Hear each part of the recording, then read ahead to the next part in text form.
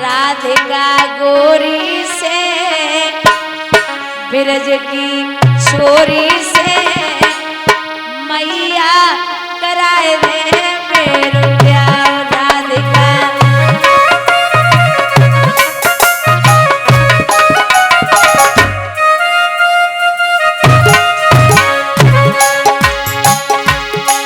तो मैया बोली उम्र तेरी छोटी है नजर तेरी खोटी है, उम्र तेरी छोटी है नजर तेरी खोटी है, कैसे कराए तेरा प्यार।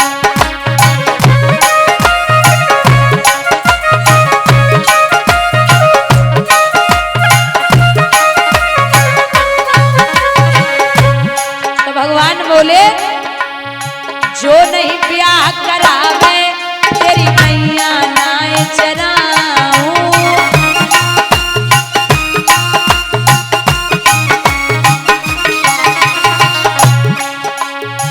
आज के बाद मेरी मैया तेरी तेरी पे ना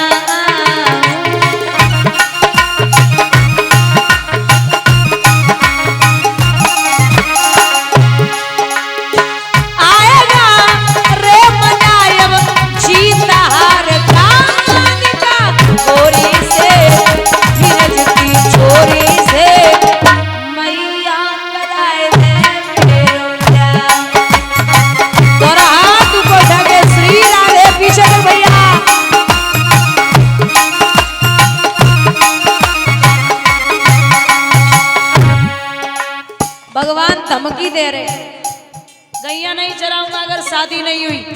सब मैया बोली मत चरा ब्याह ना हो बेगो। भगवान बोले धमकी तो काम नहीं कर रही तो क्या करे। सब मैया को लालच दे के भगवान बोले देख मैया ब्याह कराए दे। सुन चंदन की चौकी पे मैया तो को बैठा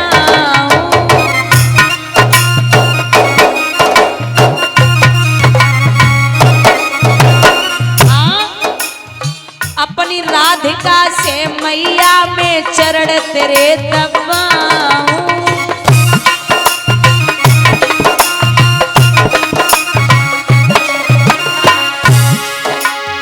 भोजन में बनवाऊंगा अब 56 प्रकार के राधिका गोरी से बिरज की छोरी से मैया कराए दे मेरो प्यार।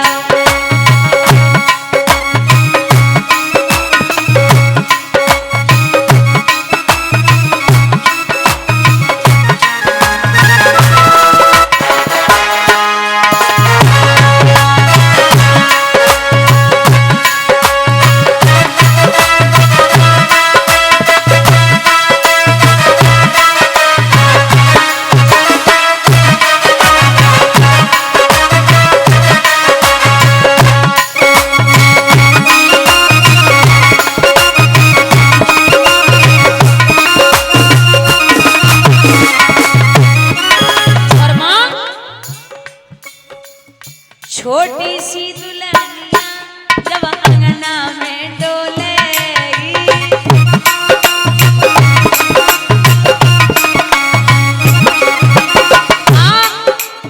छोटी सी दुल्हनिया जब अंगना में डोलेगी,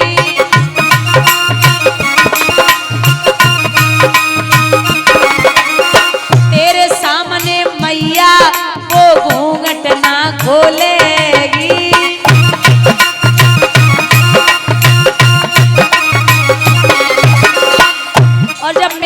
हो जाएगा ना तो भैया जी हमारे जेठ बन जाएंगे। उनसे कह देना ताऊ से जाकर के कहना बैठे द्वार पे राधिका गोरी से बिरज की छोरी से मैया कराए दे मेरो प्यार।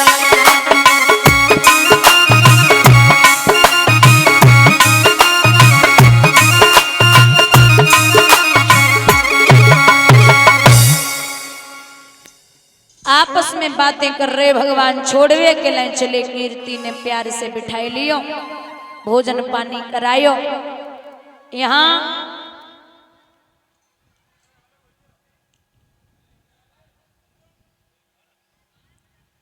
राधा के घरक में सुबह सब सखियां आपस में बात कर रही। एक बोली ललिता बोली ओरी आली, शंकर को खूब मनायो है, उन मनमोहन के जमावे को श्यामा को दूध जमायो है। शीला बोली ओरी आली, कोरी धोनिया सजाई है, उन मनमोहन के जमावे को दामा पे खबर पठाई है। आज भगवान मेरे घर पे आवे, लेकिन संतो एक बहू खड़ी लंबे घूंघट में वो नाय बोल रही। बहुत ध्यान से सुनना दादा, जब वो बहू नाय बोली तो सखियन ने पूछी है कि तुमने भगवान को नाय देखो कहा, तो वो बहू जवाब दे रही कछुमती पूछे क्यों। ये जो बहू है ना, ये ब्रज में एक सखा था जिसका नाम था सुंदर, और ये सुंदर की पत्नी थी माधवी। बोले तुमने भगवान को नाय देखो? बोले नाय देखो। बोले वो क्यों? बोले वो इसलिए पहले जब विवाह होते थे तो 5 साल बाद विदाई होती थी, तो माधवी विवाह के 5 साल तक अपने मायके में रही।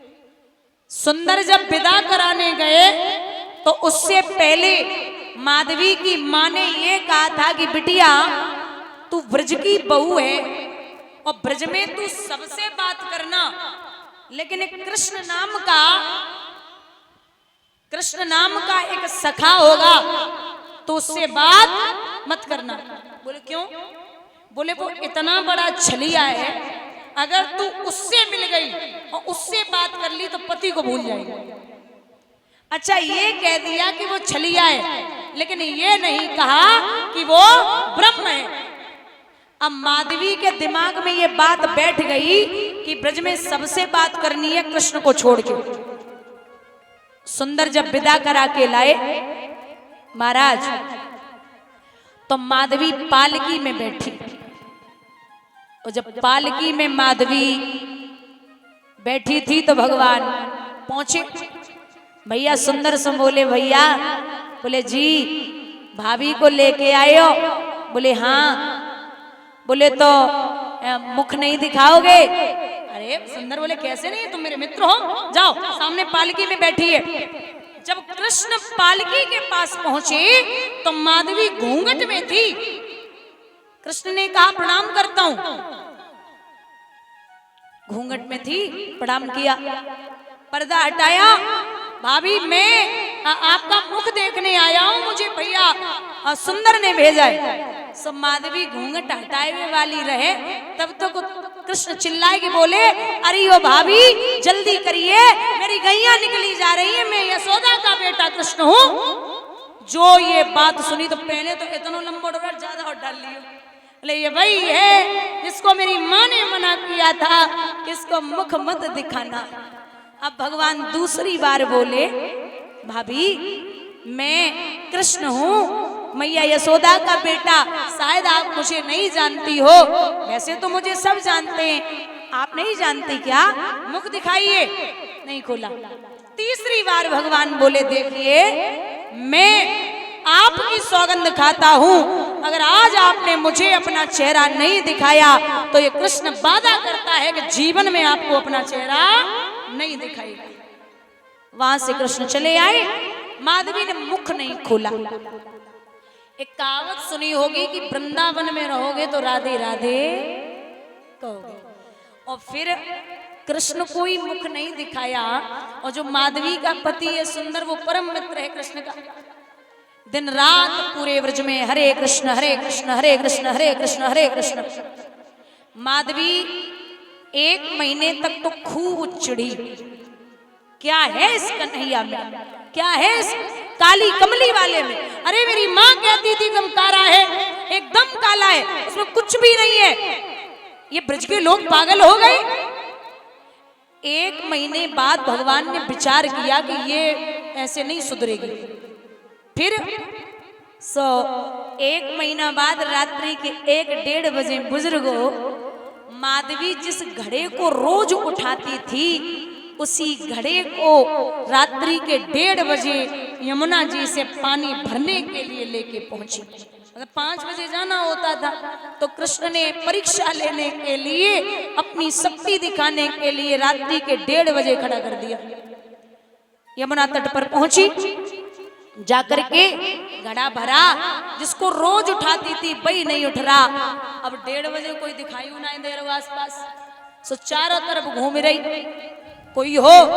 भगवान तब तक चले, माधवी को लगा कि पायल की आवाज है, लगता है कोई बुजुर्ग महिला आ रही है और मैं नई बहू हूं ब्रज की। सो माधवी ने फिर घूंघट कर लिया, और घूंघट करके जब भगवान पहुंचे, भगवान बोले घड़ा नहीं उठ रहा, बोले नहीं, बोले उठाओ। सो भगवान ने हाथ लगाया, जैसे जैसे घड़ा उठे रो वैसे वैसे माधव अपना शरीर बढ़ाए रहे। सीधी माधवी इस प्रकार से, ऐसे घड़ा ऊपर है, इस प्रकार से भगवान माधवी को खड़ा करके चले आए। पूरे 3.5 घंटे माधवी इसी प्रकार से खड़ी रही, कोई खबर नहीं है शरीर की कि मैं कहां खड़ी हूं, क्या कर रही हूं। भगवान चले आए। 5 बजे जब गोपियां पहुंची, सो बोली अरे वो दीदी जी तो नई वाली है, अपना जो सुंदर है ना उसकी पत्नी है ये, तो इसको क्या हुआ। सो 2-4 ने धक्का मारो, वो तो गिरी पड़ी। यमुना जी से पानी आओ, मारो मुख पे। सो माधवी नेत्र बंद किए हुए हैं और जवाब दे रही, अरे ओ दीदी सांवरो सो है, काली कमली है, हाथ में चूड़ा है, पैर में पायल है, सर पे बेनी है, मोर मुकुट है, मोटे मोटे नैन है। अरे यो बेना इतना सुंदर तो हमने कबहू ना देखो कोई। सो सखियां बोली जेल जा पे कोई भूत बलाए को चक्कर ना आए, जाते कोई भूत बलाए को चक्कर ना आए, जा पे तो यशोदा को बेटा आई के नजर डाल के चलोगो। बोले इसका ठीक है। अब माधवी 1 दिन नहीं, 2 दिन नहीं, 3 दिन नहीं, लगातार भगवान को देखने की कोशिश करती है, लेकिन भगवान कसम खा के आए थे कि कभी भी अपना चेहरा नहीं दिखाऊंगा। बार बार देखने की कोशिश करती, प्रभु ने पर्वत उठाया गोवर्धन, तब भी कोशिश की, लेकिन भगवान ने चेहरा नहीं दिखाया।